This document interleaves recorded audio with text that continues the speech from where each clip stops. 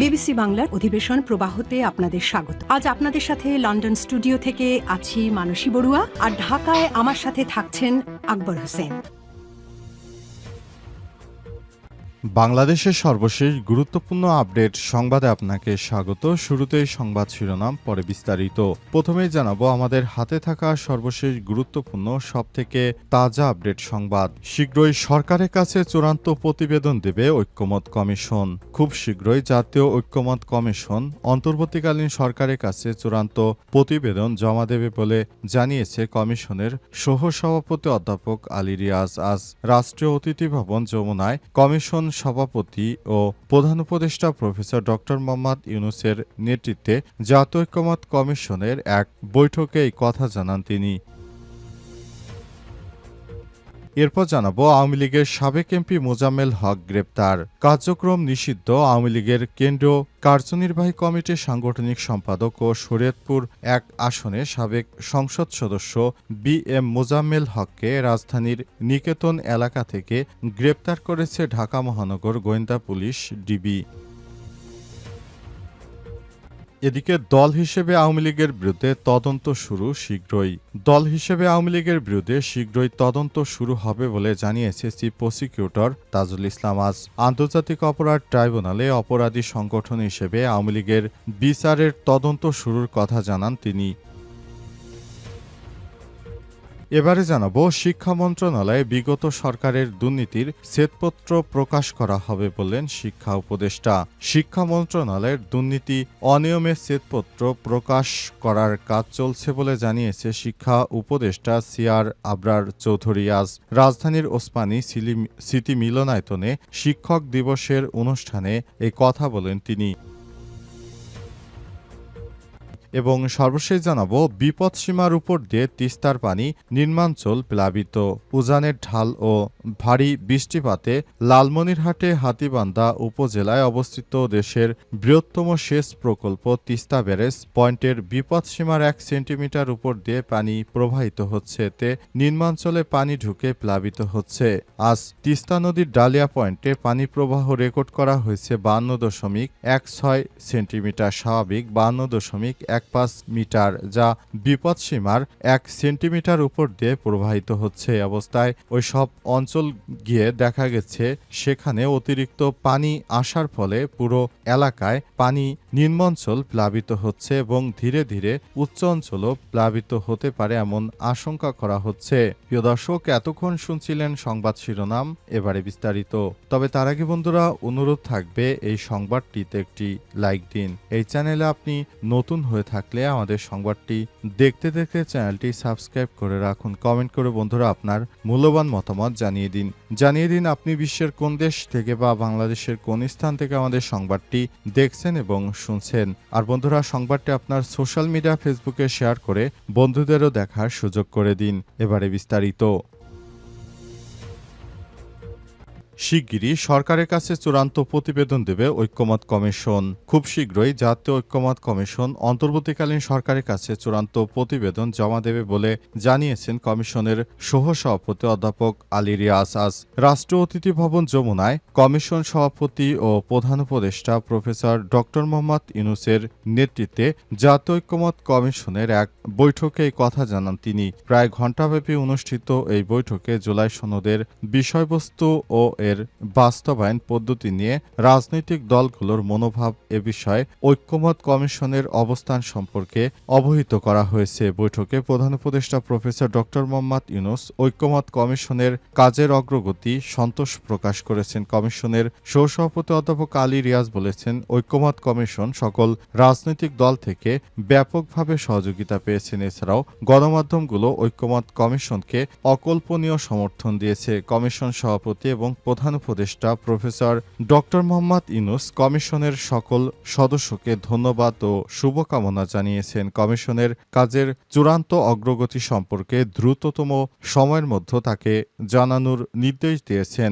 আজকের বৈঠকে কমিশনের পক্ষ থেকে বৈঠকে ঐক্যমত্য কমিশনের সহসভাপতি প্রফেসর আলী রিয়াজ, কমিশনের সদস্য বিচারপতি মোহাম্মদ এমদাদুল হক, ড ইফতেখারুজ্জামান, ড বদিউল আলম মজুমদার, ড মোহাম্মদ আইয়ুব মিয়া এবং প্রধান উপদেষ্টার বিশেষ সহকারী মনির হায়দার উপস্থিত ছিলেন। পাশাপাশি অন্তর্বর্তীকালীন সরকারি উপদেষ্টা মোহাম্মদ ফাউজুল কবির খান, আসিফ নজরুল ও আদিলুর রহমান খান বৈঠকে উপস্থিত ছিলেন। তারাও বিভিন্ন বিষয়ে কথা বলেছেন। আওয়ামী লীগের সাবেক এমপি মোজাম্মেল হক গ্রেপ্তার। কার্যক্রম নিষিদ্ধ আওয়ামী লীগের কেন্দ্রীয় কার্যনির্বাহী কমিটির সাংগঠনিক সম্পাদক ও শরীয়তপুর ১ আসনের সাবেক সংসদ সদস্য বি এম মোজাম্মেল হককে রাজধানীর নিকেতন এলাকা থেকে গ্রেপ্তার করেছে ঢাকা মহানগর গোয়েন্দা পুলিশ ডিবি। আজ এই তথ্য জানিয়েছে ঢাকা মহানগর police media and public relations বিভাগের উপ কমিশনার মোহাম্মদ তালেবুর রহমান। জানা গেছে, তিনি দীর্ঘদিন ধরে পলাতক ছিলেন। শেখ হাসিনা পালিয়ে যাওয়ার পর তিনি ফরিদপুর এর সঙ্গে শরীয়তপুরকে মিলিয়ে ফরিদপুরকে যে বিভাগ ঘোষণা করা হয়েছে সেখানে তিনি আন্দোলনে নেতৃত্ব দিচ্ছেন এবং নাশকতা ছড়িয়ে দেওয়ার পরিকল্পনা চলছে। এজন্য তাকে রাজধানীতে অভিযান চালিয়ে আটক করা হয়েছে। তিনি শিক্ষার্থীদের আন্দোলনের সময় সরাসরি নির্দেশদাতা ছিলেন বলে জানা গেছে। তার নামে একাধিক হত্যা মামলা রয়েছে। দীর্ঘদিন তিনি পালিয়ে বেরিয়েছেন। অবশেষে তাকে আটক করতে সমর্থ হয়েছে আইনশৃঙ্খলা রক্ষাকারী বাহিনী। আইনশৃঙ্খলা রক্ষাকারী বাহিনীর পক্ষ থেকে এ বিষয়ে একটি গুরুত্বপূর্ণ তথ্য প্রকাশ করা হয়েছে। এ বিষয়ে ইতিমধ্যেই বিভিন্ন সংবাদ মাধ্যম তাকে নিয়ে সংবাদ প্রকাশিত করেছে। এ বিষয়গুলো খুবই আলোচিত হচ্ছে দেশজুড়ে। দল হিসেবে আওয়ামী লীগের বিরুদ্ধে তদন্ত শুরু শীঘ্রই, বললেন চিফ প্রসিকিউটর। দল হিসেবে আওয়ামী লীগের বিরুদ্ধে শীঘ্রই তদন্ত শুরু হবে বলে জানিয়েছেন চিফ প্রসিকিউটর তাজুল ইসলাম। আজ আন্তর্জাতিক অপরাধ ট্রাইব্যুনালে অপরাধী সংগঠন হিসেবে আওয়ামী লীগের বিচারের তদন্ত শুরুর কথা জানান তিনি। চিফ প্রসিকিউটর বলেন, মানবতাবিরোধী অপরাধের অভিযোগে দল হিসেবে আওয়ামী লীগের ব্যাপারে আগেই অভিযোগ দিয়েছিলেন জাতীয়তাবাদী গণতান্ত্রিক আন্দোলন এনডিএম নামের একটি রাজনৈতিক দল। আমরা সেটা ভিত্তিতে তদন্ত করছি। সুতরাং বলা যেতে পারে যে এই মুহূর্তে দল হিসেবে আওয়ামী লীগের বিরুদ্ধে অপরাধী সংগঠন হিসেবে বিচারের মুখোমুখি করার জন্য প্রাথমিক তদন্তের কাজটা আমরা শুরু করতে যাচ্ছি। পুরোদমে শুরু হলে আমরা বলতে পারবো দলটির বিচারের মুখোমুখি হওয়ার ব্যাপারটা কতদূর হয়েছে। তবে অভিযোগটি আমরা এখন গুরুত্ব দিয়ে যাচাই বাছাইয়ের কাজ করছি। খুব সহসাই আনুষ্ঠানিকভাবে তদন্ত শুরু হবে। তিনি আরো বলেন, চলতি মাসেই হয়তো আমরা উল্লেখযোগ্য কিছু অগ্রগতি দেখতে পাব। অনেকগুলো মামলার ট্রায়াল চলছে, বেশ কয়েকটি মামলার ট্রায়াল শেষ পর্যায়ে রয়েছে। এছাড়াও মামলা সম্পর্কিত বেশ কিছু গুরুত্বপূর্ণ ঘটনা ঘটবে। অনেক বড় মামলা চার্জশিট দাখিল হবে, ফরমাল চার্জও দাখিল হবে বলে আমরা আশা করছি। এদিকে জুলাই মানবতাবিরোধী অপরাধের মামলায় সোমবার আওয়ামী লীগ নেতা মাহবুবুল আলম হানিফ সহ 4 জনের বিরুদ্ধে 3টি অভিযোগ আমলে নেয়ার আদেশ দেওয়া হবে। আন্তর্জাতিক অপরাধ ট্রাইব্যুনাল 2 তাদের বিরুদ্ধে কুষ্টিয়ায় 6 জনকে হত্যাসহ 3টি অভিযোগে আনুষ্ঠানিক অভিযোগ দাখিল করে প্রসিকিউশন। শিক্ষা মন্ত্রণালয়ের বিগত সরকারের দুর্নীতির শ্বেতপত্র প্রকাশ করা হবে বললেন শিক্ষা উপদেষ্টা। শিক্ষা মন্ত্রণালয়ের দুর্নীতি অনিয়মের শ্বেতপত্র প্রকাশ করার কাজ চলছে বলে জানিয়েছেন শিক্ষা উপদেষ্টা সি আর আবরার চৌধুরী। তিনি বলেন, আজ রাজধানী ওসমানী সিটি মিলনায়তনে শিক্ষক দিবস অনুষ্ঠানে সব কথা বলেছেন তিনি আরো বলেন, আমরা বিগত সময়ে যে সব দুর্নীতি দেখতে পেয়েছি, শেখ হাসিনা কিভাবে বাংলাদেশের শিক্ষা ব্যবস্থাকে ধ্বংসের মুখে ফেলে দিয়েছিল, সে বিষয়গুলো আমরা খুবই গুরুত্ব সহকারে দেখছি। অন্তর্বর্তীকালীন সরকারের প্রধান উপদেষ্টা প্রফেসর ডক্টর মোহাম্মদ ইউনূসের সবথেকে চ্যালেঞ্জের বিষয় হয়ে দাঁড়ায় শিক্ষা। কারণ শিক্ষাক্ষেত্রে হঠাৎ করে এমন একটি সময় তাকে বিভিন্ন বিষয় পরিবর্তন করতে হয়েছে। তিনি তখন ওই বিষয়গুলোতে সময় পাননি। কিন্তু বিগত 17 বছর কিভাবে তিলে তিলে শিক্ষাক্ষেত্রটাকে তারা দুর্নীতিতে পরিণত করেছিল, সেই বিষয়গুলো আমরা তদন্ত সাপেক্ষে অনেক বিষয়গুলো জানতে পেরেছি। সেসব শ্বেতপত্র আমরা প্রকাশ করতে চাই বলে জানান তিনি আরো বলেন, এইভাবে দেশটা যদি চলতে থাকতো, ভবিষ্যতে একদিন বাংলাদেশ মেধাশূন্য হয়ে যেত।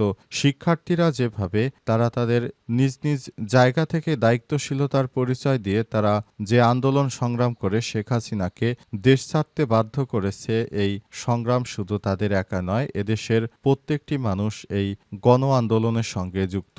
তাই নতুন বাংলাদেশ গড়তে শেখ হাসিনার দুর্নীতির ফাঁস এখন সময়ের ব্যাপার।